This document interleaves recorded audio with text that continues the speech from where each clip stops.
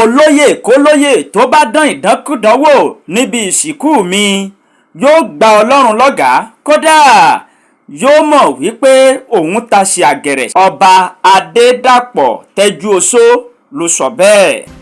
gbogbo ẹ̀yin olóyè yìí tí n bá kú, ẹni tó bá dánkúdánwò lára mi inú yín, àwọn náà á gbọ́ Ọlọ́run lọ́gàá. Nígbà tí Ọba Adédàpọ̀ Tẹjuosho tó ń sọ̀rọ̀ nípa àṣà oyè jíjẹ ní ilẹ̀ Yorùbá àti bí wọ́n ṣe sìnkú àwọn ọba aládé, níbẹ̀ ló ti fi ewé ọ̀mọ́mọ́ àwọn olóyè àti àwọn afọbajẹ létí wípé ẹni tó bá ṣe òkú òun ríboríbo tàbí tó ṣe òkú òun ní ìlànà ẹ̀sìn ìbílẹ̀ yóò gba Ọlọ́run lọ́gàá.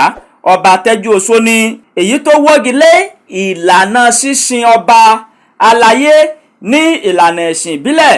Mo sì ti sọ fún àwọn olóyè mi wípé tí mo bá kú, tí wọ́n bá dán ìdánkúdánwò lára òkú mi, wọ́n ó wọ gàù, kódà wọ́n ó gba Ọlọ́run lọ́gàá.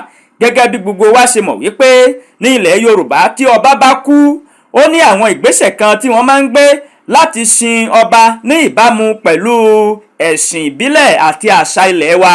Ṣùgbọ́n báyìí o, Ọba Tẹjuosho ó ti kìlọ̀ fún àwọn olóyè rẹ̀ wípé tí òun bá gbèkuru jẹ lọ́wọ́ ẹbọra, àní tí òun bá wàjà, wọ́n gbọ́dọ̀ sin òun ní ìbámu ẹ̀sìn tí òun ń sìn ni, nítorí pé òfin titun ọ̀hún ó wọ́gi lé òfin àti àṣà láti sin ọba tàbí láti fi ọba jẹ ní ìlànà ẹ̀sìn ìbílẹ̀.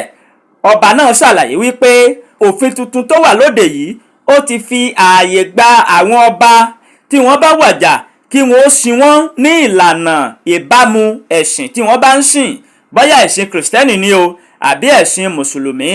Ọba Tẹjuosho ló ń ṣe kìlọ̀kìlọ̀ bẹ́ẹ̀ fún àwọn ìjòyè rẹ̀. olóyè kólóyè tó bá dán ìdánkúdánwò lára òkú mi yóò gba Ọlọ́run lọ́gàá. Ọba Adédàpọ̀ Tẹjuosho ló sọ bẹ́ẹ̀. pé gbogbo ẹ̀yin olóyè yìí tí n bá kú, ẹni tó bá dán ìdánkúdánwò lára mi inú yín, àwọn náà á gbọ́ Ọlọ́run lọ́gàá.